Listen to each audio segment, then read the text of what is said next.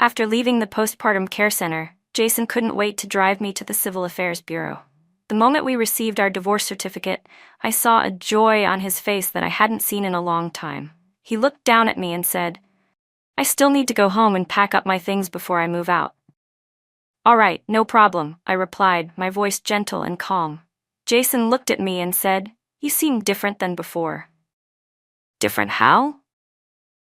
I turned my head to look at him, my face full of pleasant calm. "I thought you'd throw a fit, maybe cling to me and beg me not to leave. Or use the baby to try and plead with me," he said. I smiled at him and replied, "You should hurry home and pack. Miss Julia's flight probably arrives tonight, doesn't it? Don't waste time." By the time I got home, it was already dusk. The baby was peacefully asleep with the help of the nanny. Jason stood there looking at our child, lost in thought. "Have you decided on a name yet?" he asked. I looked at him, amused by the fake sincerity on his face. His heart was already at the airport, and yet he was still standing here acting like a good father. "Still," I answered calmly, "Ethan, wholehearted and sincere." Jason frowned. "Not Ethan, he's a child of the Carter family." I smiled at him. "The divorce agreement clearly states the child is in my custody." I paused. "But you'll always be his father. If, when he grows up, you want to see him, I won't stop you." Jason let out a sigh, and finally, for the first time, there was a trace of guilt on his face. "Thank you, I won't fall short on child support in the future." "That won't be necessary," I responded without hesitation. "I can afford to raise him. You should focus on pursuing your own happiness." Jason glanced at his phone. "All right then, goodbye." "Goodbye," I replied, waving to him, before slowly closing the door behind him. It felt good, finally being able to shake him off. After Jason left, I blocked all of his contact information. Then, without delay, I put all 3 of the apartments I owned up for sale online, each listed about 5% below market price. They were sold quickly. I used the proceeds from 2 of them to pay in full for a home in a good school district. The rest I left in the bank to earn interest, keeping some cash on hand to prepare for the right opportunity to make a comeback. Then, one day, I received a call from an unfamiliar number. "Is this Claire?" the woman asked. "This is Julia." "Julia? Why was she calling me?" "Yes, this is Claire." "What is it?" I replied slowly. She sounded a bit flustered. "It's Jason. He was in a car accident. Our blood types don't match. Could you come and donate blood?" What a joke. Jason and I had been divorced for almost half a year. I'd heard they registered their marriage certificate the day after our divorce, and now, when he needed blood, they thought of me? What did they take me for? Some pathetic leftover? "I'm sorry, Miss Julia," I said coldly. "Jason and I have nothing to do with each other anymore. You've got the wrong person." Her voice trembled on the other end of the line. "But I just got back to the country and don't know anyone else. You're the only person I know. Please, I'm begging you. Help him." The only person she knew? Julia really had skin thicker than rusted iron. "Miss Julia, maybe because you've been out of the country for a while, you're not familiar with our medical standards. As far as I know, Jason doesn't have a rare blood type. The blood bank has plenty. Right now, you should be talking to a doctor, not to me." With that, I hung up immediately. I had met Jason through a matchmaking event. At the time, I was 26, and my family had started urging me to get married.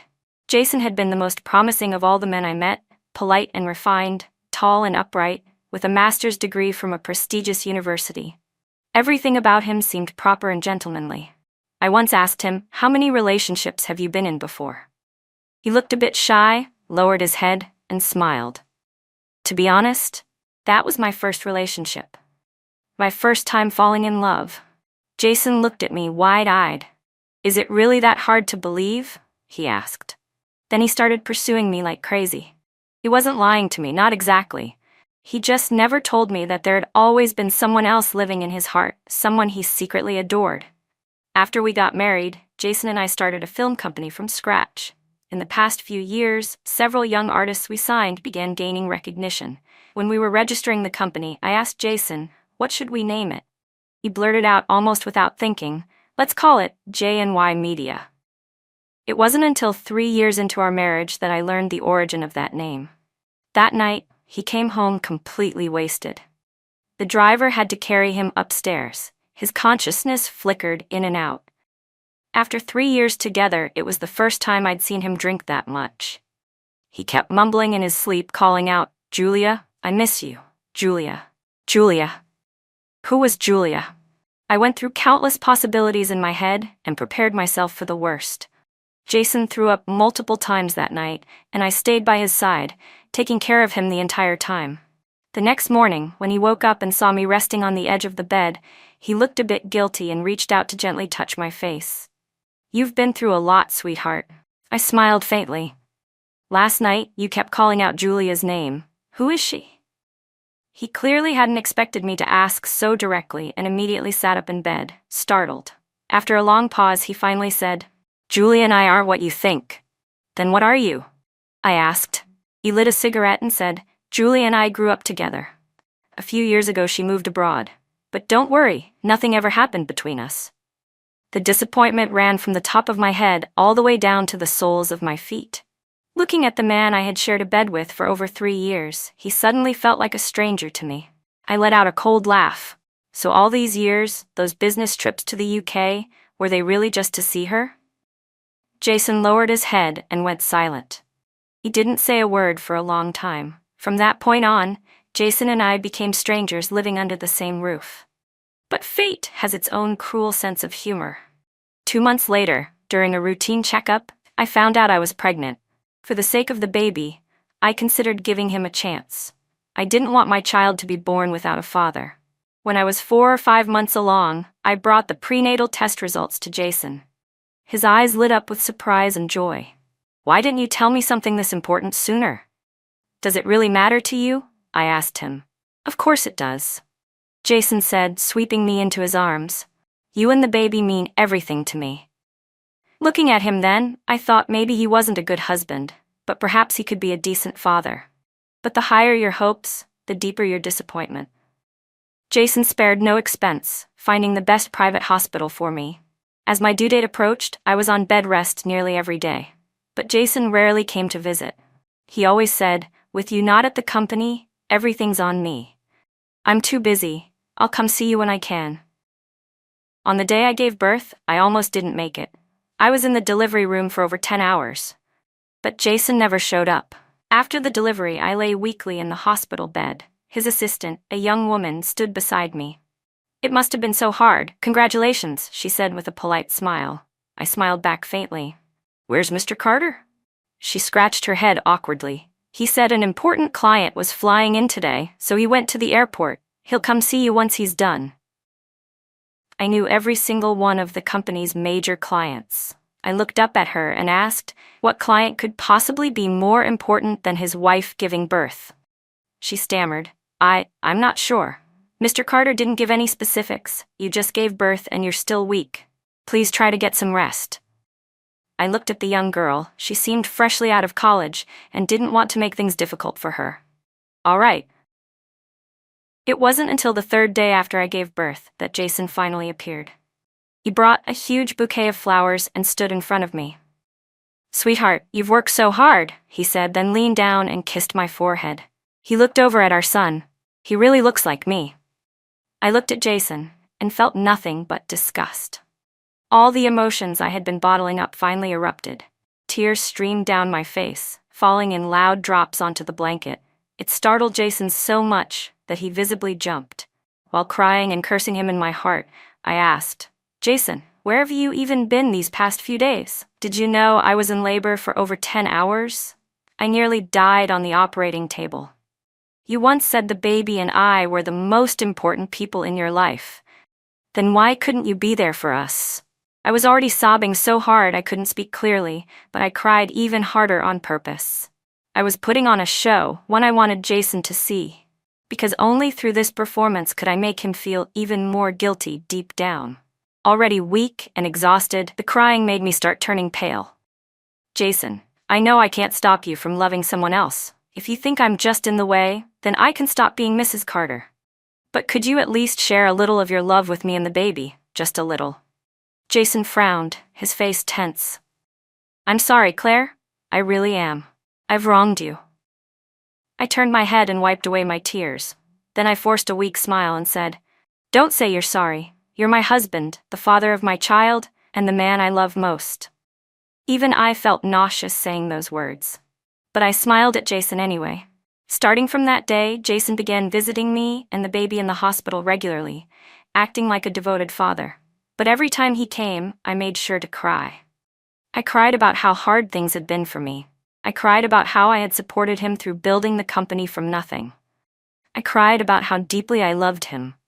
Because I knew his personality well, he'd get tired of hearing it soon enough. He would start missing the woman he called his white moonlight, Julia, and convince himself how much better she was than me. That would bring him closer to the moment when he would finally ask me for a divorce.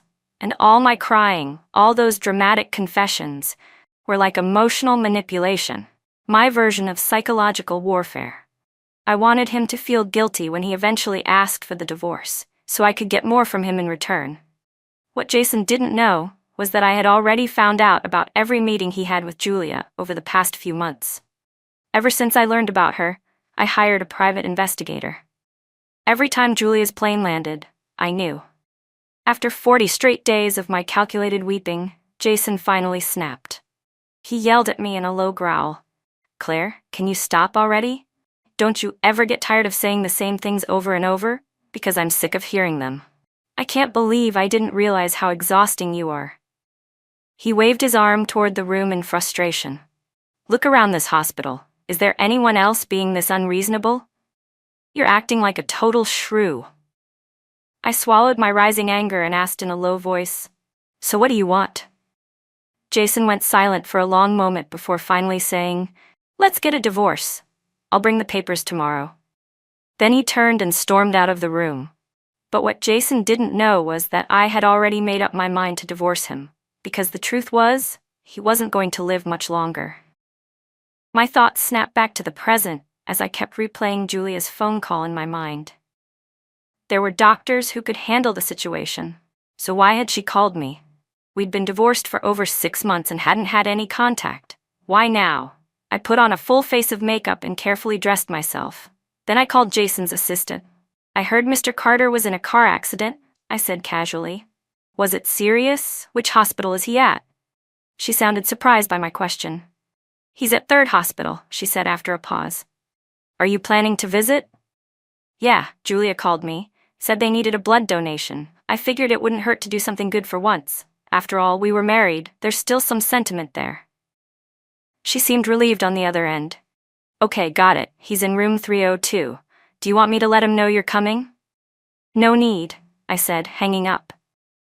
I was curious to see what kind of game Julia was playing this time. When I walked into room 302, Jason was alone, lying quietly on the hospital bed. His head was wrapped in bandages, but aside from that, I didn't see any visible injuries. He was staring out the window and didn't even notice I had entered. So I gently knocked on the door from inside the room. Jason slowly turned his head. When he saw me, Jason's eyes widened. "Claire, what are you doing here?" I gave him a gentle smile. "Miss Julia called me earlier and said you were in a car accident and needed a blood transfusion, so I came to check on you." A flicker of light passed through his otherwise downcast eyes, but it faded quickly. "Thanks for your concern," he said. "I'm fine now." "Oh, and where's Miss Julia?" I asked casually. "She probably went to handle the hospital fees." "Well, if you're fine, I'll be on my way." I turned around to leave. "Where did you move to? I haven't been able to find you," Jason called after me. I turned back, still smiling. "And why are you trying to find me?" His gaze shifted uneasily, avoiding mine. "I want to see the baby." Letting him see the child had only been a tactic to make him feel guilty, a stalling move before the divorce. And now he suddenly wanted to see the baby? I didn't respond. Jason said nothing else and walked out of the hospital room without looking back. Outside, Julia was standing at the door. I had no idea how long she had been there. This was the first time I'd seen Julia face to face. She was even more delicate and demure in person than in the photos, her features finely shaped, and surprisingly, she resembled me a bit. Or rather, in Jason's eyes, I probably looked like her. I had no desire to get entangled with her, so I turned to leave, but she softly called out behind me, "Claire, it's really you." I looked at her, a picture of gentle vulnerability, seemingly untouched by the world, and suddenly I understood why Jason had never been able to forget her. When I didn't respond, she continued, "I really didn't expect you to come." "Thank you, Claire. I'm still new to Beijing, don't know many people, and I panicked earlier. I hope I didn't bother you." I wasn't in the mood to play along. "If he's okay, that's good. I'll be leaving now." But Julia suddenly stepped in front of me, blocking my way. "Actually, there's something I wanted to talk to you about. Could I have just a few minutes of your time?" "Of course." I knew she had a reason for calling me here. "What is it?" I asked, pulling a smile across my face that didn't reach my eyes. "Well, when you and Jason divorced, didn't he give you all the property?" she began. "The company's been going through a rough patch, you probably know that. Jason, he's too proud to ask, but could you help him out? For the sake of J&Y Media, something you both built together." I looked at her eager face and found it laughable. So this was it, they were after my assets. She was the kind who wouldn't even leave bones after a feast. Jason had given me the properties and cash savings, but he kept the company. In his eyes, the company was the goose that laid golden eggs, far more valuable than any real estate. Back when we ran the company together, our roles were clearly divided. Jason handled content rights and film promotion, while I was responsible for talent management and finance. He had no idea how much cash flow was required to keep the company running. Without liquid assets, a business dries up fast. Naturally, the financial stress made it harder for him to support Julia's extravagant lifestyle. And she, of course, wasn't going to accept that easily. I looked at Julia, still standing there with her demure voice and downcast eyes, and replied in a soft, equally pitiful tone, "So, you do remember that I helped build the company with Jason. And now that the company's all yours, what else do you want from me?" Julia saw the sadness I feigned and lowered her voice even more. "Claire, Jason already gave you the houses, the cars, and 20 or 30 million in savings. We're not asking for much, just 10 million, the rest you can keep to raise your child." I looked at Julia, baffled. How could she say all this with a straight face? I let out a sigh. "Miss Julia, the company was preparing to go public. It was valued at 200 to 300 million. What I got doesn't even scratch the surface. I know you studied musical theater overseas. Jason told me everything, how he started this company to help you fulfill your dreams. That's why I didn't fight him. I handed over J&Y Media, something I worked 4 years to build, without a word." I paused for a moment. "So tell me, is the company in trouble?" Julia finally spoke, slowly and carefully. "You know how hard it is to run a business. Money is tight everywhere. But for the sake of Jason being your child's father, don't you think you should help him?" As she spoke, she pulled a piece of paper from her pocket. "This is the account number. You can just transfer the money to this account," Julia said. She really came prepared, already had the bank account number written down. That abacus in her head was clicking loud and clear. But whether the money was truly for the company or to line her own pockets, she knew better than I did. I looked at Julia and sighed deeply, several times. "I really want to help you," I said, "but unfortunately, I can't. All my funds are currently tied up in a trust. I don't have any liquid cash at the moment." Then I looked at her apologetically. "I might have 30 or 50,000 on hand. If you're in a bind, I can lend that to you for now, no rush on paying it back." Julia's eyes went wide like copper bells. "Claire, seriously?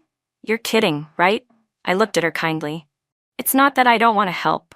I really just don't have the ability right now. Look, you asked me to come donate blood, and I came immediately. I help when I can. Would I say no otherwise?" Seeing that I wouldn't give in, Julia's expression suddenly shifted. She changed faces faster than flipping a page in a book. "Claire, enough with the act," she snapped. "If you don't want to give, just say so. Don't pretend to be all nice and selfless." Well, there it was, her real face, finally showing. I calmly reached into my bag and took out a business card. "This is a finance firm. They invested in J&Y Media when we first started the company. You could try talking to them." Julia's eyes flickered as she took the card from my hand. "You really want to help us?" "Of course," I said. "You think I hate you?" "Everyone has the right to pursue happiness. Jason loves you. Letting go is the best choice for all 3 of us. Don't you agree?" I paused, then added, Jason didn't look too good today. You should schedule a full health checkup for him. With that, I turned and walked out of the hospital. Outside, I tossed the slip of paper with the account number Julia had given me straight into the trash. Then I pulled out a disinfecting wipe from my purse and carefully cleaned my hands. Julia had actually asked me if I hated her. Ridiculous. Why would I bother hating her? After all, her precious Jason was a man who didn't have much time left. Who would want that? Meanwhile, my child was growing up day by day. With my mom and the postpartum nanny helping out, I finally had time to focus on rebuilding my career. Lately, several artists I had once managed started venting in our private group chat. "J&Y is a mess now," one said. "That new woman, Julia, didn't she study musical theater abroad or something? She has no clue how to run a company. But the boss listens to her about everything." "Yeah," another chimed in. "Budget's tight across the board. We had to beg just to get funding for our last variety show. One company almost invested in us, but after a few rounds of talks with Julia, the deal just died." "At this rate, we're doomed," someone else said. "I already lost 2 brand deals." I looked at the calendar. Most of their 5-year contracts with J&Y were about to expire. Half joking, half serious, I typed, "What if I started a new agency? You in?" "In? We're already packing," someone replied. "I've been waiting for this day forever," another added. I smiled to myself. These kids were all in the prime of their careers. Staying at J&Y would only drag them down. This time, I picked the company name myself. I called it Sincere Media. As the artists' contracts expired and they officially announced their departures, their farewell posts exploded on social media. It trended immediately. I was sitting in my newly leased office, reviewing management contracts, when my phone rang. It was a number I didn't recognize, but I already knew who it was. I hesitated for a while, then finally answered on the 3rd ring. Julia's voice came through. "Claire, did you really have to go this far? It's one thing if you don't want to help Jason and me, but now you're poaching our artists too?" "What are you talking about?" I asked calmly. "Don't play dumb," she snapped. "That investor you introduced? Total scam. They came in asking for original shares. Do you think I'm stupid?" She was furious, swearing nonstop. "And now you're taking all our artists too. I can't believe how low you're willing to stoop. How did Jason ever fall for someone like you?" I stayed calm. "Miss Julia," I said, "maybe Jason never told you, but I'm the one who signed every single one of those artists myself. I was the one who worked tirelessly to sign and train those artists, building them up step by step. You know how this industry is. Its golden years are short. These kids can't afford to waste time. From what I've heard, J&Y's financial situation isn't exactly stable these days." Julia's voice rose even higher in response to my words, her anger spiking. "That's only because Jason gave you all the money after the divorce." I laughed lightly. "Because he was chasing love, wasn't he? Such a sincere and beautiful love, so pure it made him abandon his wife and child and give up everything. He earned that." "There's nothing more to talk about," I added. "And even if there were, it wouldn't be with you." Then I hung up. I started thinking, how was Jason's health now? Judging by how things looked, Julia clearly hadn't taken my advice seriously. She probably never scheduled that full checkup for him. The next time I saw Jason was at an annual industry summit hosted by a major media platform. Julia was holding onto his arm as they entered the venue. Her belly was slightly rounded. She was glowing with that smug maternal aura. When Jason spotted me, he started to raise his hand as if to greet me, but Julia quickly tugged it back down. I looked at Jason. He didn't seem well. His complexion was pale, lips tinged with bluish purple. He still looked normal to most people, but to me, he resembled a straw man, hollowed out, barely holding together. During the intermission, I approached him near the refreshments. "Have you had a medical checkup recently?" I asked. "You look exhausted." Jason seemed caught off guard by my concern. "You came all the way over here just to ask me that?" "Don't overwork yourself," I said. "The company can wait. Your health is more important." Jason gave me a tired smile. "Just been too busy lately, that's all. How are you and the baby?" "Good," I started to reply, but before I could finish, Julia appeared from behind and cut me off. "Oh, an old flame rekindled?" she said sweetly, but with clear sarcasm. "Julia, don't start," Jason said, frustrated. "Claire and I haven't been in contact at all." I looked at him. He sounded just like he had the day he told me. Julia and I aren't what you think. I glanced at Julia's baby bump, then smiled. Maybe you should pay more attention to your husband's health. Julia noticed I was staring at her belly and tilted her chin, her voice dripping with pride. My child will grow up in a happy home, unlike some other kids who are born into single-parent families. As soon as she finished, Jason gave her dress a little tug. Enough. That's enough. Looking at Julia standing there, I actually felt sorry for her. If she kept ignoring Jason's condition, her child might grow up never knowing their father. So who was truly the pitiful one? I didn't bother responding. I turned around and returned to my seat. Actually, that medical exam I mentioned earlier, Jason and I had done it together more than 6 months ago. Our company had scheduled annual health checkups for all employees, and neither of us were exceptions. That was when I discovered I was pregnant. Jason had been too busy with a project to pick up his results, so I got them for him.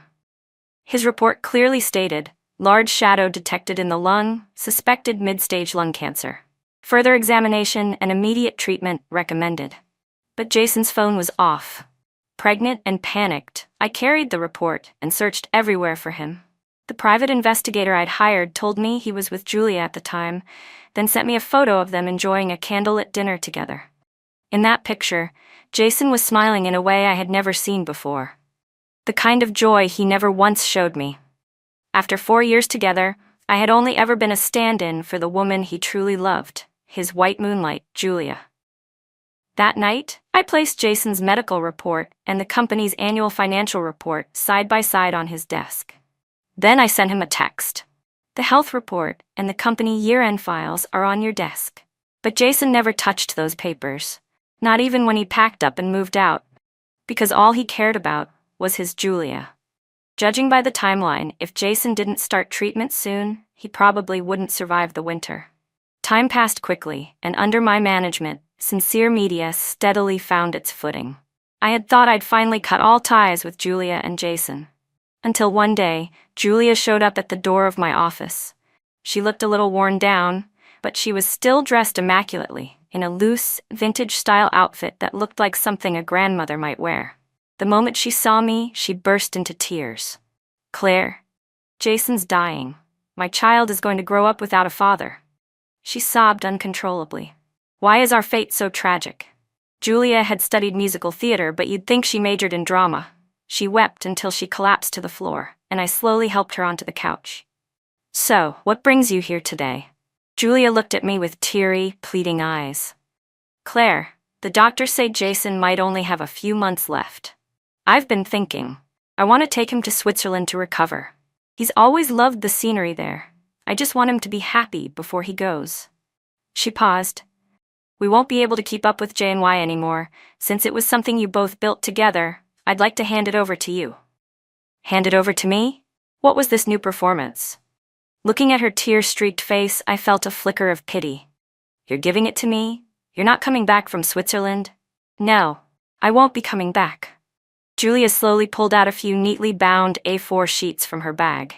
"Claire, your new company is doing so well. Why not just take over J&Y too? I asked finance to draft a contract. You can buy it at cost. I just need some funds for our life in Switzerland." That brief moment of pity I'd felt vanished completely. So this was the real plan, offloading a failing business for cash. Did she think I was an idiot? Still, business is business. If the price was reasonable, I didn't mind acquiring J&Y. I took the contract from her and flipped through it casually. 50 million. I double-checked the number. Yes, she wanted 50 million. With J&Y's current assets and ruined reputation, I'd hesitate even if she were asking for 5 million. And she had the nerve to offer it for 50? "Isn't 50 million a bit much?" I smiled politely. Seeing that I was at least talking, Julia leaned in eagerly.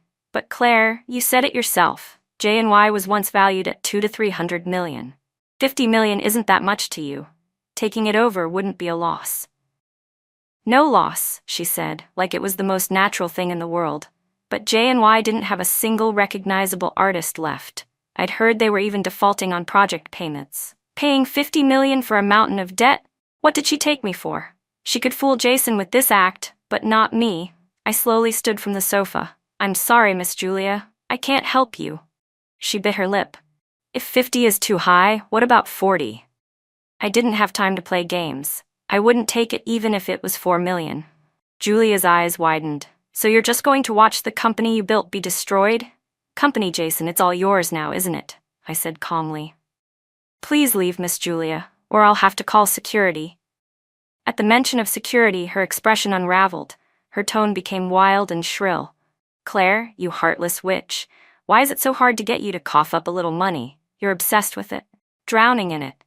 She kept ranting. You're so calculating, dumping a wrecked company on Jason and walking away with a pile of cash. I can't believe you did this. Walked away with cash? Funny, the division of assets had been Jason's decision, as if Julia hadn't known that. I looked at her coldly. Wasn't it your idea to let Jason take the company during the divorce? Julia raised her voice. So what if it was? Blame Jason for being so stupid. He didn't even know what the company was worth. If he hadn't told me it was worth $500 million, do you think I'd have wanted this mess? She was still fuming, so caught up in her tirade that she didn't notice the very man she was insulting, Jason, standing silently behind her. Jason stood quietly behind Julia, his face drawn and lifeless. He looked at her with a blank, empty gaze. I let out a cold laugh. Weren't you two supposed to be true love? True love? Julia's voice cracked with rage. What a load of crap. She was shaking all over. If that idiot Jason hadn't kept going on and on about how profitable that damn company was, do you think I would have looked at him twice? Do you think I would have come all the way back from the UK for him? He's just a glorified loser who got lucky.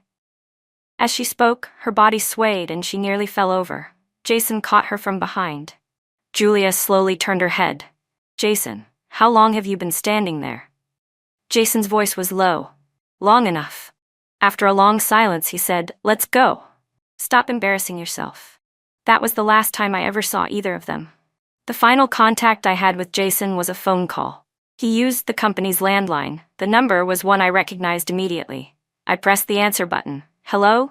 But no one spoke. Just silence. I was about to hang up when I finally heard a voice I hadn't heard in a long time. Claire, it's me.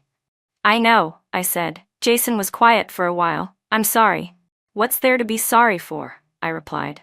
All of that is in the past. I've always been someone who knows when to hold on and when to let go. He sighed. Julia went back to the UK. She terminated the pregnancy. She won't be bothering you anymore. I paused.